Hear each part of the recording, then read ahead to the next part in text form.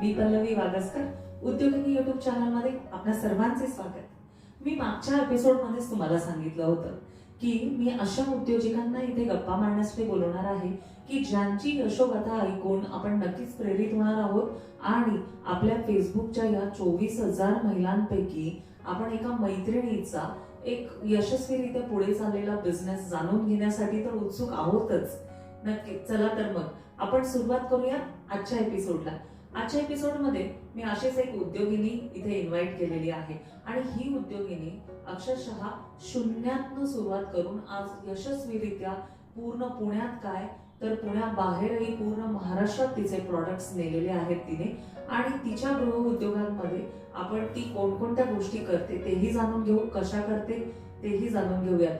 तर गायत्री जोशी, आपले उद्योगिनी YouTube channel मध्ये खूप खूप स्वागत. Thank you ma'am.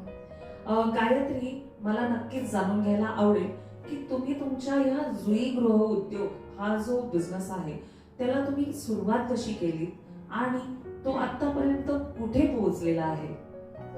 ऍक्च्युली माझ्या या बिझनेसची सुरुवात माझ्या मुलीच्या जन्मामुळेच झाली. म्हणजे आफ्टर प्रेग्नन्सी घरात बसून काय करायचं हे प्रत्येक महिलेला पडलेला प्रश्न असतो. बाहेर जाऊन काम करता येत नाही. त्यामुळे मी बराच मार्केट स्टडी करून गृह उद्योग हा निवडला. कारण हा गृह उद्योगामध्ये जे आपण काही प्रोडक्ट्स देतो, मग ते फूड प्रोडक्ट्स असतील किंवा अदर प्रोडक्ट्स असतील, तर हे प्रत्येक आपल्या डेली लाईफमध्ये कायम युजफुल राहणारे प्रोडक्ट्स आहेत आणि ते कधी ना कधीतरी लोक आपल्याकडून म्हणजे त्यांना गरज पडतेच ह्या गोष्टींची. त्यामुळे मी गृह उद्योग हा निवडलेला आहे. बरं, आता गृह उद्योगामध्ये तुमची जी USP आहे, USP म्हणजे की तुम्ही नक्की स्पेशालिटी काय ठेवली आहे ते सांगता का मला जरा? गृह उद्योगामध्ये मॅडम स्पेशालिटी अशी आहे आपली की आपल्याकडे हेल्दी आणि युनिक प्रोडक्ट्स असतात. जसं एक्झाम्पल देते मी, शिंगाडा शेवई, केळीचं पीठ. हे बरेच लोक ऐकतात, पण एक्झॅक्टली याचं करायचं काय, ते कशा प्रकारे हेल्दी आहे, त्याच्यामध्ये एक्झॅक्टली किती कॅल्शियम आहे, काय आहे, हे बऱ्याच लेडीजला माहिती नसतं. तर ते आपण लोकांना नॉलेज देऊन ते प्रोडक्ट्स आपण लोकांपर्यंत पोहोचवण्याचा प्रयत्न करतो. वा वा वा. आणि तुम्ही हे जे प्रॉडक्ट्स बनवताय हे खरंच खूप आता तुम्ही म्हटलात तशी काळाची गरज आहे. लहान मुलांपासून मोठ्यांपर्यंत हेल्दी खाणं हे आता खरंच खूप महत्वाचं आहे आणि ह्या हेल्दी खाण्यामुळेच आपली तब्येत ठीक राहणार आहे. गायत्री, तुम्ही हे जे वेगळे प्रॉडक्ट्स बनवताय तर याच्यात तुम्हाला कोणाकोणाची मदत होते आणि तुमची टीम कशी आहे ते सांगाल प्लीज? या गृह उद्योगामध्ये जे प्रोडक्ट्स आम्ही बनवतो त्यामध्ये मी आपल्यासारख्या ज्या घरगुती महिला आहेत की ज्यांना प्रोडक्ट्स त्यांच्याकडे ऑलरेडी असतात पण त्यांना ते विकायचं कसं, मार्केटमध्ये पोहोचवायचं कसं ते लक्षात येत नाही, अशा महिलांची आपण मदत घेतो आणि त्यांच्याकडूनच आपण हे प्रोडक्ट्स होलसेलमध्ये घेऊन आपण ते प्रोडक्ट्स मार्केटमध्ये आणतो, जेणेकरून त्या महिलांनाही काहीतरी उद्योग मिळतो आणि आपले प्रोडक्ट्स हे लोकांपर्यंत पोहोचू शकतात. वा वा वा. म्हणजे तुम्ही तर अजून तुमच्या उद्योगातनं दुसऱ्यांना सुद्धा उद्योग करायला शिकवताय. वा, याच्यापेक्षा सुंदर गोष्ट काय. मला ऍक्च्युली तुम्हाला हे विचारायला आता आवडेल की तुम्ही आतापर्यंत किती क्लायंट्स पर्यंत पोहोचलेला आहात आणि त्या क्लायंट्सचा बेसिकली तुम्ही संचय कसा केलात? आता माझा गृह उद्योग चालू होऊन 3 वर्ष होऊन गेलेली आहेत आणि या 3 वर्षामध्ये माझे जवळपास 800 ते 900 डेली कस्टमर्स आहेत की जे आपल्याकडून ईच अँड एव्हरीथिंग परचेस करतात आणि रिपिटेटिव्ह आहे. असं नाही की त्यांनी एकदा घेतले आणि नंतर घेतलेले नाही आहेत. आता राहिला प्रश्न की ते आपण क्लायंट कसे टिकवून ठेवावेत. तर मला बाकीच्या पण महिलांना हे सांगावं असं वाटेल की लोकांना एक्झॅक्टली काय हवंय हे बघून आपण बिझनेस केलेला जास्त चांगला असतो. आता एक्झाम्पल द्यायचं झालं तर हल्ली सगळ्यांना कॅश ऑन डिलिव्हरी लागते, कारण ऑनलाईन पेमेंटमध्ये बरेच फ्रॉड असतात, बऱ्याच जणी घाबरतात, काही महिला गृहिणी असतात त्यांच्याकडे ऑनलाईन ही फॅसिलिटी नसते. तर अशा वेळेस आपण त्यांना कॅश ऑन डिलिव्हरी हे दिलेलं जास्त चांगलं आहे. आणि मला हे सांगायला खूप छान वाटतंय की पुण्यामध्ये पूर्णतः गृह उद्योग कॅश ऑन डिलिव्हरी देणारी मी पहिलीच व्यक्ती असावी. मस्त, किती छान. म्हणजे एका छोट्याशा उद्योगाला मोठं स्वरूप कसं द्यायचं या अशाच उद्योगिनींकडनं शिकायला पाहिजे मैत्रिणींनो.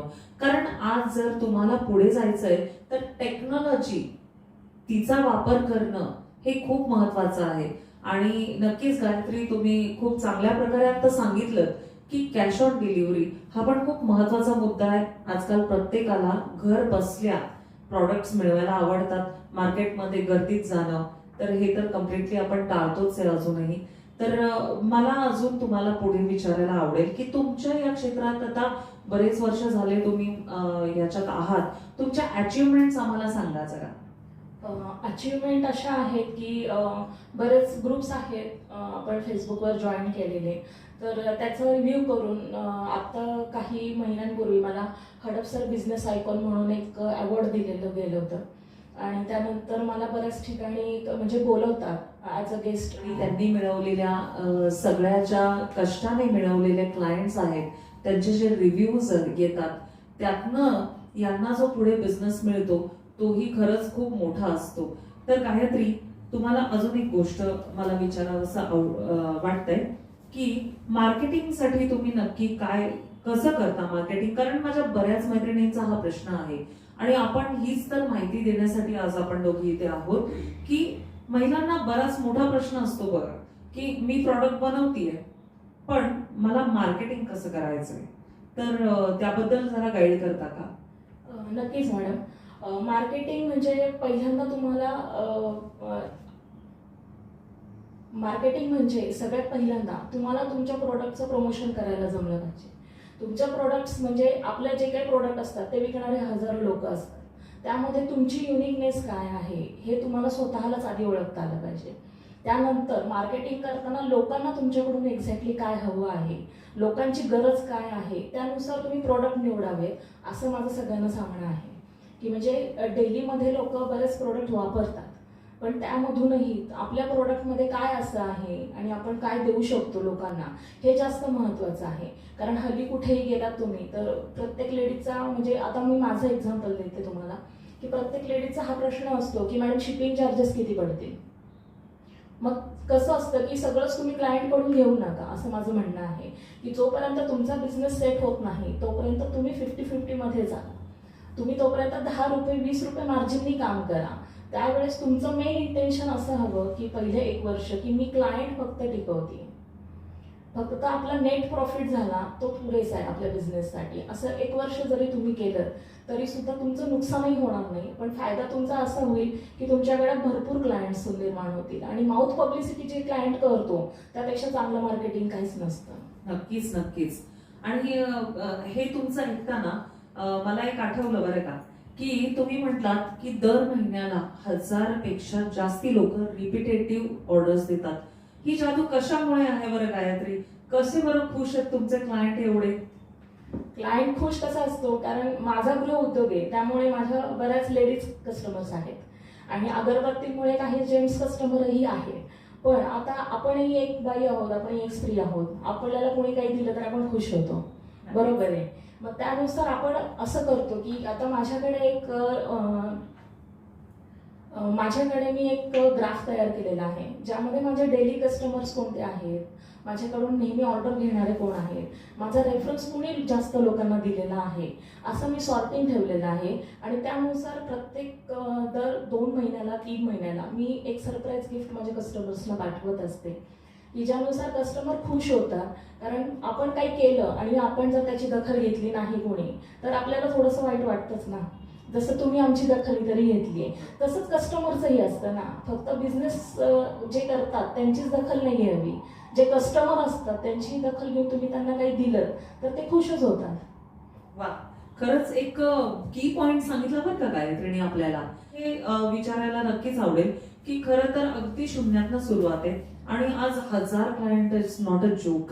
खरं सांगायचं तर एवढा मोठा व्याप कसा सांभाळताय आणि सगळ्यात महत्वाची गोष्ट याच्यात आलेल्या अडचणींवर मात कशी केली, तुम्हाला आर्थिक मदत लागली असेल तर ती तुम्ही कशी जनरेट केली गायत्री? आधी तर मी चालू केलं ते रिसेलिंग पासून खरं तर चालू केलं होतं. जे काही ऑनलाईन ऍप्लिकेशन आपण हल्ली ऐकतो त्यानुसार मी चालू केलेलं होतं. मग हळूहळू त्याच्यामधून जे काही कमिशन जमा होतं त्यानुसार एक आयडिया तयार केली की आपण फूड बिझनेसमध्ये जायचं आहे. मग फूड बिझनेसमध्ये जायचं तर नुसतं घरामध्ये विकणं उपयोगाचं नाही आहे, त्याच्यामुळे त्याच्यासाठी फूड लायसन आलं. फूड लायसन काढायला माझ्या मैत्रिणींनी मला मदत केली.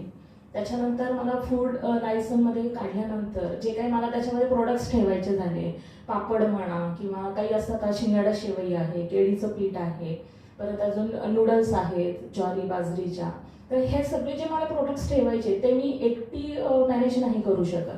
त्यामुळं मी काय केलं की मी जशी आहे तशा ज्या मुली आहेत ज्या हे प्रोडक्ट स्वतः करतात आणि त्यांना कळत नाहीये की एक्झॅक्टली मार्केटिंग कसं करावं, त्या मुलींबरोबर आपण टायअप केलं आणि आपण फ्लेक्झिबल टायपिंग ठेवलेलं आहे की ज्यामध्ये तुम्ही तुमचेही प्रोडक्ट्स दुसऱ्यांना विकू शकता आणि ते आपल्या गृह उद्योगालाही ते प्रोडक्ट्स पुरवतात. खूपच छान माहिती मिळाली याच्यातनं की एक ग्रुप बनवून जर तुम्ही काम केलं तर ते जास्त इफेक्टिव्ह असतं. कधी एकट्याने लढण्यापेक्षा आपण म्हणतो ना साथी हात बढाना, आणि ह्या साथींमुळेच जे जेन्युइन आपल्याला साथ देणारी लोक आहेत त्यांच्यामुळे एक गृह उद्योग हा किती मोठ्या प्रमाणात करू शकतो हे तुम्ही आज प्रत्यक्ष पाहतायत मैत्रिणींनो. मला अजून एक तुम्हाला शेवटचा प्रश्न विचारायला नक्कीच आवडेल की आपल्या बऱ्याच उद्योगिनी आहेत ज्यांच्या मनात प्रश्न पडलाय की मी पण सेम उद्योग करते गायत्री सारखाच, पण मला आता तो वाढवायचा आहे, तर तो वाढवण्यासाठी मी आता कसं जावं, कुठे जावं, मला कोण गायडन्स करेल, किंवा मग मला त्याचं मार्केटिंग करेल का कोणी. तर तुमचा त्यांच्यासाठी काय सल्ला असेल उद्योगिनीच्या मैत्रिणींसाठी, आणि त्यांनी पुढे कसं जावं याबद्दल जरा एक गायडन्स करा. मी 2 पद्धतीच्या महिलांना गायडन्स करू इच्छिते. सगळ्यात पहिलं म्हणजे ज्यांना काहीतरी सुरू करायचंय पण त्यांना ते कळत नाहीये, अशा महिलांना मी हे सांगेन की तुम्ही आधी मार्केट सर्वे करा. कमीत कमी 1 महिना तुम्ही तुमच्या आजूबाजूला कोण काय विकतंय, कोण काय बिझनेस करतंय. त्याच्यानंतर आपले फेसबुक म्हणजे आपल्याकडे बरेच ऑनलाईन आहेत ॲप्लिकेशन्स आहेत, त्याच्यामधून तुम्ही सर्च आउट करा की एक्झॅक्टली लोकांना काय लागतं आहे, आपल्या आजूबाजूला काय मिळत नाहीये लवकर, ज्याच्यासाठी लोकांना बाहेर जावं लागतंय. हा सगळा सर्वे तुम्ही करा 1 महिना. त्या 1 महिन्यामध्ये सर्वे केल्यावर मग तुम्ही दुसऱ्या पॉईंटमध्ये असं या की मग मी ह्याच्यामध्ये कमीत कमी इन्व्हेस्ट करून कसा बिझनेस चालू करू शकेन. त्यासाठी आधी तुम्ही होलसेलर शोधा. होलसेलर शोधल्यानंतर मग तुम्ही त्यांच्याकडून घेऊन आधी 6 महिन्यात असा बिझनेस करा आणि मग स्वतःची प्रोडक्शन काढायचा विचार करा, असं मी त्यांना नक्की सांगेन आवर्जून. खूपच छान सल्ला होता, खूप छान. अगदी आवर्जून सगळ्यांनी परत परत हा जो प्रश्न आहे तो पाहावाच असं माझं नक्की तुम्हाला सगळ्यांना आवाहन आहे. आणि गायत्री, जाता जाता एक गोष्ट तुम्हाला विचारायची आहे. इथपर्यंत आपण आलोय पण तिथपर्यंत थांबायचं नक्कीच नाही, नाही का? तर अपकमिंग प्रोजेक्ट्स तुमचे जुई गृह उद्योगचे काय काय असतील, तुम्ही कोणत्या नवीन इनोव्हेटिव्ह गोष्टींमध्ये सध्या काम चालू आहे तुमचं, आणि तुमचं पुढचं ध्येय काय, जरा प्लीज सांगा. आपण आता गृह उद्योगामध्ये 1-2 गोष्टी नवीन ऍड करतो आहोत, त्याचं आता प्रोसेसिंग चालू आहे, जे मुलांसाठी खूप हेल्दी आहे. आणि आता सीझन येतो आहे तो पूर्णपणे उपवासाचा आहे, फास्टिंग सीझन आहे, ज्यामध्ये बरेच लोक साबुदाणा भगर या गोष्टी खाऊन कंटाळतात किंवा काहींना हेल्थ इश्यू जे असतात तर त्यामध्ये त्यांना ते पचत नाही. तर अशांसाठी आपण जसं शिंगडा शेवई ऑलरेडी आपली मार्केटमध्ये आहे तसंच आपण अजून काही 2 प्रोडक्ट्स काढण्याचा विचार करत आहोत आणि ते इन प्रोसेसमध्ये आहेत. आणि अगरबत्तीचं बाबतीत सांगायचं झालं तर आपण आता नवीन मार्केटमध्ये अष्टगंध अगरबत्ती काढलेली आहे, जी गणपती स्पेशल आहे. गणपती, गौरी आणि नवरात्र ह्यासाठी आपण खास ती काढलेली आहे. आणि बऱ्याच लेडीज आपल्याकडून ते घेऊनही जातात रिसेलिंगसाठी.